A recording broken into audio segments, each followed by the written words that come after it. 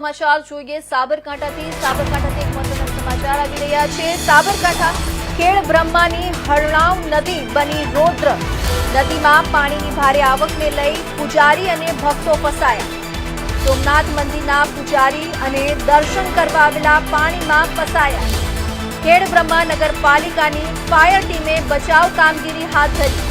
તમામ લોકોને સલામત રીતે બહાર કાઢવામાં આવ્યા। तो आ साबरकांठाथी एक महत्वना समाचार के खेड ब्रह्मानी हरणाव नदी रौद्र बनी। नदीमां पाणीनी भारे आवकने लईने पूजारी अने भक्तो फसाया। सोमनाथ मंदिરના પૂજારી અને દર્શન કરવા આવેલા લોકો પાણીમાં ફસાયા। ખેડ બ્રહ્મા નગરપાલિકાની ફાયર ટીમે બચાવ કામગીરી હાથ ધરી। તમામ લોકોને સલામત રીતે બહાર કાઢવામાં આવ્યા।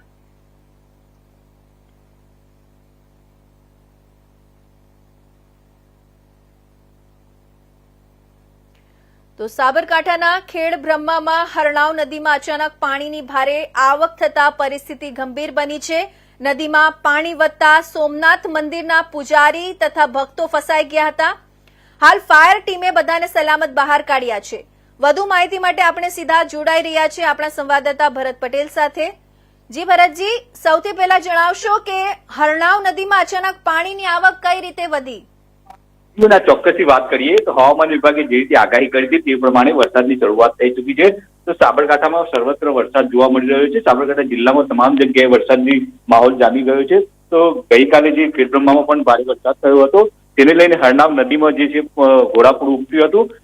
પરંતુ જે હરણાવ નદીના જે કિનારે જે મંદિર આવેલું હતું તે મંદિરમાં પૂજારી તેમજ જે ભક્તો હતા તે દર્શનાર્થે ગયેલા હતા। તે વહેલી સવારે દર્શનાર્થે ગયેલા અને પાણીનો પ્રવાહ વધી ગયો હતો।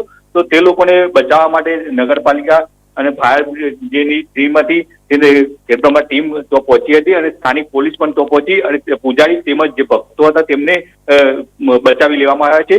અત્યારે હાલ તો સંપૂર્ણ વાતાવરણ જે છે એ શાંત છે અને જે પાણીનો પ્રવાહ છે એ અવિરત વધતો રહે છે। તો સ્થાનિક લોકોને પણ જણાવવામાં આવ્યું છે કે તંત્ર દ્વારા વારંવાર જણાવવામાં આવે છે કે જે અત્યારે ચોમાસાની જે સિઝન છે તે નદી કિનારે તેમજ પાણીનો જે પ્રવાહ હોય તો જવું ના જોઈએ તે લોકોને। જી,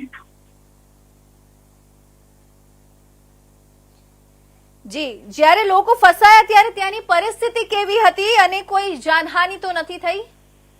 જી ના, અત્યારે હાલ તો કોઈ જાનહાનિ થઈ નથી પણ પરંતુ તંત્ર દ્વારા વારંવાર રજૂઆત કરવામાં આવે છે, વારંવાર જાણ કરવામાં આવે છે કે નદી કિનારે તેમજ જે ડેમો હોય તે ડેમો જે હોય તે જગ્યાએ સેલ્ફી લેવા કે જોવા માટે જવું ના જોઈએ।